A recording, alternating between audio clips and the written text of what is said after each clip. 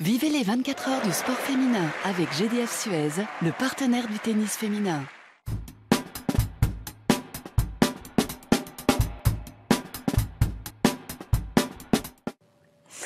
Bonjour à tous, bienvenue sur Eurosport, émission spéciale aujourd'hui alors que nous relayons à l'antenne les 24 heures de la médiatisation du sport féminin. Ce sera tout le week-end cette deuxième édition donc des 24 heures. Hier soir nous étions avec Christine Kelly, l'instigatrice de cette journée. Eh bien ça a été l'occasion de faire un bilan de l'année écoulée. On a commencé aussi à tracer les grandes problématiques du sport féminin. On y reviendra ce soir dans une dernière émission. Et puis en préparant cette journée, on a souhaité aussi se pencher sur l'histoire parce que l'histoire avec un grand H a souvent montré que le sport entretenait une mise à l'écart de la femme à tous les niveaux. Et ce rapport évolue. S'il évolue en tout cas, c'est parce que la femme s'est elle aussi émancipée. On va parler de tous ces sujets avec nos invités. Aujourd'hui, nous recevons Edwige Avis, ingénieure financier, ancienne ministre des Sports également. Bonjour. Bonjour. Madame la ministre, on peut dire, mais on ne va pas dire que Madame la ministre. Oui, c'est du passé. Présidente aussi de la Fondation du sport français. Face à vous, Annie Famoz est avec nous. Merci Annie de nous avoir rejoint. Vous êtes une grande championne de ski, ancienne championne du monde, de médaille olympique aussi. On compte plus les globes et un gros globe de cristal. Non, pas un gros, mais un petit. Des petits, un petit, c'est déjà très très bien aussi. C'était les premiers. Hein, c'est ça, voilà, ça comptait double. Marie-Cécile Nave est avec nous, sociologue, politologue. Bonjour à vous. Vous êtes également vice-présidente du think tank Sport et Citoyenneté. Et nous sommes avec Éric Monin qui nous a rejoint de ces montagnes, enfin des basses montagnes. Il est dans le Doubs, mais c'est un peu la montagne. Historien du sport, vous êtes spécialiste de l'olympisme et ancien sportif de haut niveau aussi. Et vous êtes penché sur cette histoire. Et puis on a une autre sportive de haut niveau. Elle vient juste d'arrêter sa carrière, donc c'est une toute jeune retraitée, c'est Sandrine Agricole qui est avec nous. Bonjour Sandrine. Bonjour. Ancienne internationale de rugby, vous avez notamment participé à cette épopée des Bleus en France lors de la dernière Coupe du Monde. Vous nous direz justement comment ça s'est passé et comment on vous a traité. Merci en tout cas d'avoir accepté notre invitation. Alors je le disais à l'instant, le lien qui unit le sport à la masculinité est très solide et très ancien et se résume pas seulement aux témoignages du passé. Le poids de la culture, les préjugés sont tenaces et continuent aujourd'hui à freiner la progression du sport féminin. Et pour essayer de me comprendre pourquoi on en est là aujourd'hui, à se battre donc pour le sport féminin. Et bien on a essayé de comprendre aussi comment s'est fait cette médiatisation. On a débuté par le début, au début du siècle dernier, donc avec les premières grandes sportives, celles que l'on a appelées les pionnières et que nous présente François Delmotte.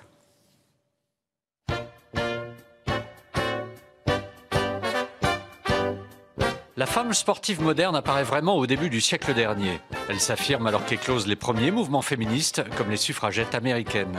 Elle est l'héritière des aventurières du siècle précédent, dans la lignée des grandes exploratrices, écrivains, voyageuses ou aviatrices, qui dans leur domaine battaient d'autres records, repoussaient des frontières et s'illustraient dans des bastions masculins. Les premières grandes sportives modernes étaient des conquérantes, qui par leurs exploits offraient de nouveaux modèles. Elles se caractérisaient toutes par un talent hors norme et une polyvalence qui paraît inconcevable aujourd'hui.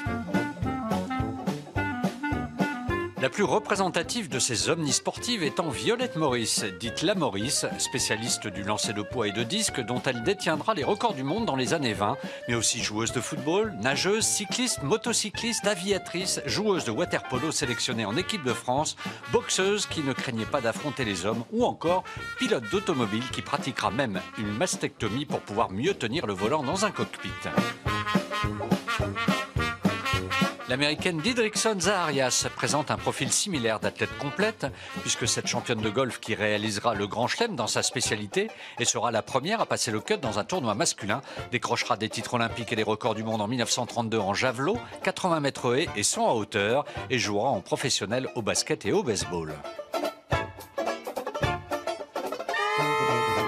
Un grand écart disciplinaire également pratiqué par Micheline Ostermeyer, triple médaillée olympique en 48 à Londres en poids, disque et saut en hauteur. Elle sera également championne d'Afrique du Nord et du Liban en basketball, mais plus surprenant encore, ce premier prix de piano au Conservatoire de Paris deviendra une concertiste renommée après sa carrière sportive. Moins remarquable pour ses performances, mais davantage pour son action en faveur des femmes, Aimée Lallemand, championne du monde du 110 mètres et du javelot, qui en réaction au fait que les Jeux Olympiques n'acceptent pas les femmes, a profité des JO de 1924 à Paris pour en organiser de parallèles. Même démarche chez Alice Mia, véritable passionnariat du sport féminin, qui pratiquait la natation, le hockey et l'aviron, fondatrice de la Fédération sportive féminine internationale, qui devant le refus du CIO d'inclure les épreuves féminines d'athlétisme, organise des Jeux mondiaux féminins en 1922. Grâce à son action, l'athlétisme féminin apparaît aux Jeux olympiques à partir de 1928 à Amsterdam. Mais l'icône de ces années d'entre-deux-guerres, c'est bien sûr la divine Suzanne Lenglen, première superstar du sport, membre de ce qu'on n'appelait pas encore la jet set, et dont la notoriété et le style de vie n'auront rien à envier à celui des grandes vedettes de cinéma. Son palmarès reste inégalé, avec entre autres 2 titres olympiques, 6 Wimbledon et 7 Roland-Garros. On en voit peu, hein, ces images. C'est vrai que ça fait plaisir de les revoir. C'était des personnages incroyables, Edwige Avis, quand on parle de ces femmes, des aventurières, mais elles étaient très privilégiées. Tout le monde ne pouvait pas faire ça. Peut-être pas si privilégiée que ça. Je réserve pour vous cette phrase de Pierre de Coubertin. « Une olympiade de femelles est impensable, elle est impraticable, inesthétique et incorrecte. » Je pense que ces femmes, elles ont dû faire beaucoup de travail par rapport à de très très lourds préjugés. C'était quand même des femmes de la haute bourgeoisie. Hein. Tout le monde ne pouvait pas faire du tennis comme a pu le faire Suzanne Lenglen. Elles ont eu aussi un avantage, Eric, c'est qu'elles ont commencé à libérer le corps. Oui, c'est ça. C'est-à-dire qu'en fait, on peut imaginer que le sport a permis de créer une certaine émancipation chez la femme. Alors, il y a une petite anecdote qui est savoureuse. Hein. C'est en 1917, les Américains ont besoin de métal. Et en fait, ils vont faire un appel aux femmes. Ils vont dire, écoutez, il faut laisser votre corset. On va récupérer en fait, le métal qui est à l'intérieur. Et on propose quelque chose de complètement innovant. On propose simplement la venue du soutien-gorge. Et donc, ce soutien-gorge va permettre à Suzanne Lenglen notamment de surnommer, vous savez, la divine, hein, de pouvoir sauter en l'air, etc., fameuse jupette dessinée par Jean Patou. C'est ça qui est assez savoureux. Tout à l'heure ensemble. Voilà, c'est ça. Vous saviez, Sandrine, que le rugby datait aussi un peu de cette période. C'était la barrette à l'époque, c'est ça? C'était un style de rugby. Exactement. En gros, ce qui est rigolo, c'est que la barrette d'hier ressemble au rugby d'aujourd'hui que pratiquent les novices, en fait. C'est basé sur une seule avancée collective. On y va, on y va, on y va. Et tant que ça avance, on avance. Si ça avance plus, on cherche autre chose. Voilà. Alors, ce qui est étonnant, c'est que ces sports collectifs au tout début, notamment le rugby, ça a bien marché avant la guerre. Et puis quand les messieurs sont revenus de la guerre, ils se sont dit stop, on arrête, ça marche trop bien. C'est un peu ça. Ce qui est intéressant, c'est qu'en fait, on s'est aperçu que les choses sont bien organisées durant la Première Guerre mondiale. Même un petit peu après, ça va durer très longtemps, notamment avec quelqu'un qui est méconnu, Alice Mia, dont on a parlé. Et vous savez, qui va rester complètement inconnu après tous ses exploits, qui va mourir très pauvre à Paris, qui va être enterré à Nantes. Et il n'y a même pas son nom sur une tombe à Nantes, il n'y a rien. Hein. Ce qu'il faut comprendre, c'est vraiment, au sens féminin, Pierre de Coubertin. Et elle a fait exactement la même chose que Pierre de Coubertin. Moi, je lance un appel. Un peu moins médiatisé. Oui, c'est ça. C'est qu'en 24 heures du sport féminin, il faudra bien mettre à l'honneur des gens comme ça. On a parlé de Michelin Starmayer, mais également Alice Mia, qui est complètement oubliée du sport français. Mais c'est ce qu'on fait, c'est pour ça qu'on est là.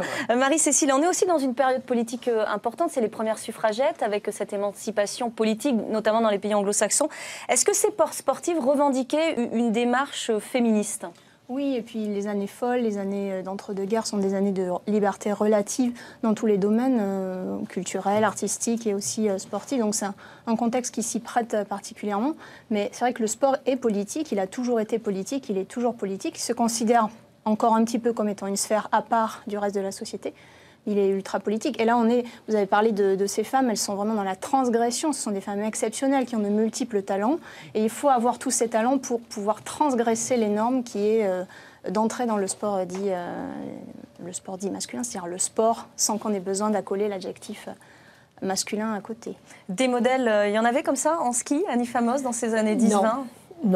Non, les femmes, enfin les photos qu'on voit, c'est des femmes qui sont avec un grand bâton et puis qui traversent les montagnes, mais pas du sport vraiment, pas du ski vraiment, du ski normal, quoi. Difficile en effet de s'identifier. On a besoin d'icônes pour s'identifier. Est-ce qu'elles ont vraiment généré des générations de sportifs derrière ces femmes ou pas ? Eric? Moi, je crois principalement qu'on a affaire à des femmes sportives. Il y a une grosse différence entre femmes sportives et le sport féminin.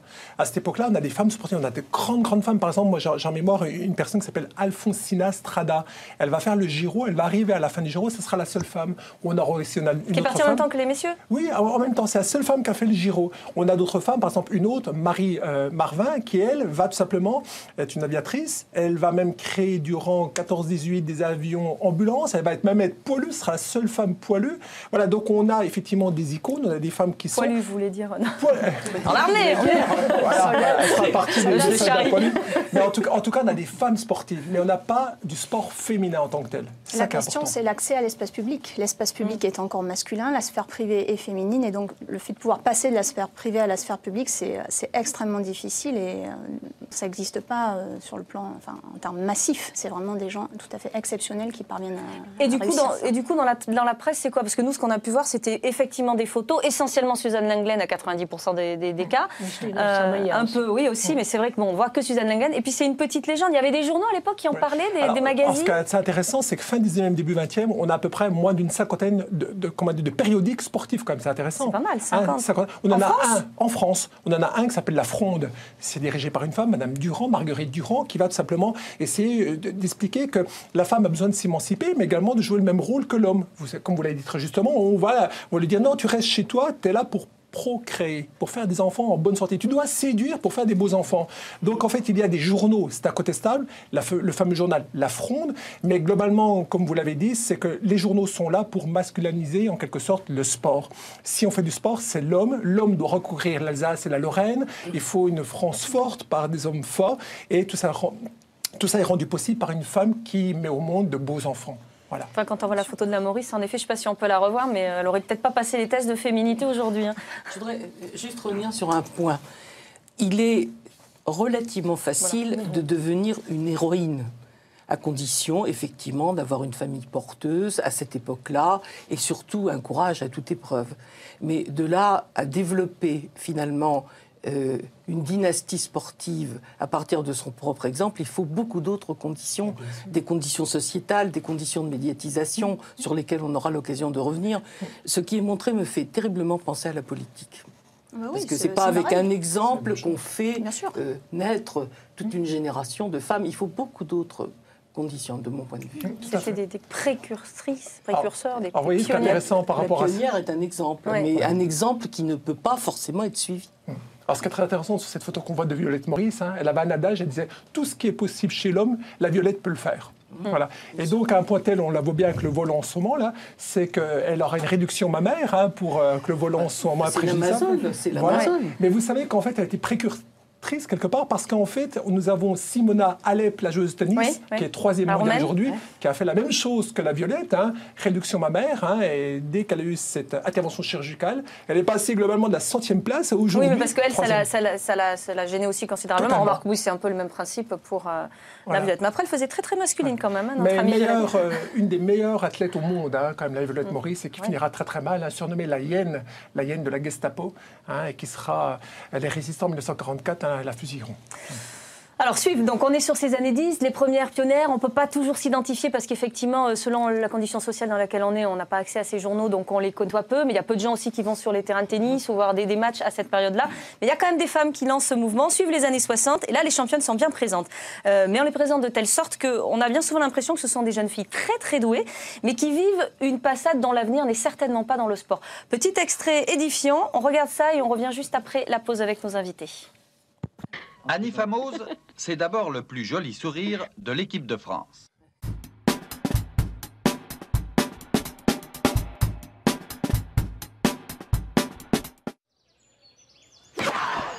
Vivez les 24 heures du sport féminin avec GDF Suez, le partenaire du tennis féminin.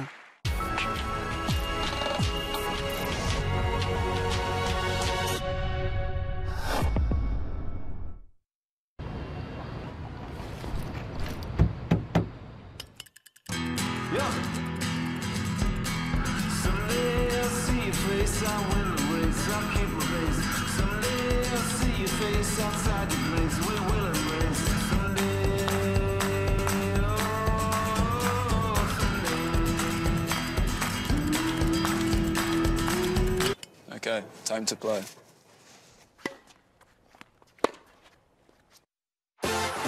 Quand la culture et l'éducation se lient au sport. Quel événement promeut l'excellence du corps et l'esprit? Où s'unissent amitié, intégrité et réussite? Quel événement rassemble les meilleurs athlètes étudiants du monde entier? Les Universiades, le sport universitaire international à son sommet. Star aujourd'hui, leader demain.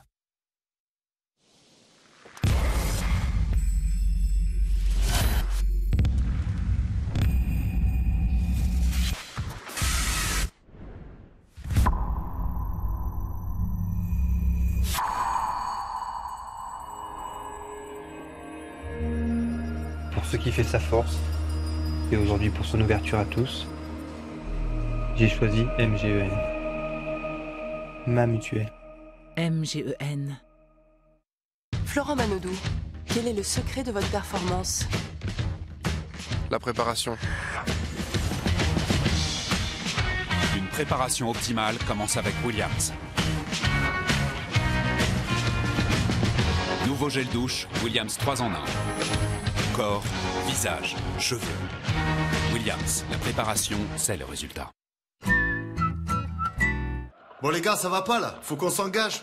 Qu'on joue collectif. On remonte les ballons. On se fait des passes. C'est ça l'engagement. Quoi? Non, rien. C'est juste que nous aussi, chez Sofinco, on s'engage. Enfin, mais allez-y, hein, continuez. Parce que chez Sofinco, on s'engage à faire avancer vos projets, profitez dès maintenant d'un taux exceptionnel de 3,9% sur 36 mois et d'une réponse de principe immédiate. Appelez le 3005. Sofinco, vous vous engagez, nous aussi. Bon, allez les gars, on y croit. Ouais. On s'engage.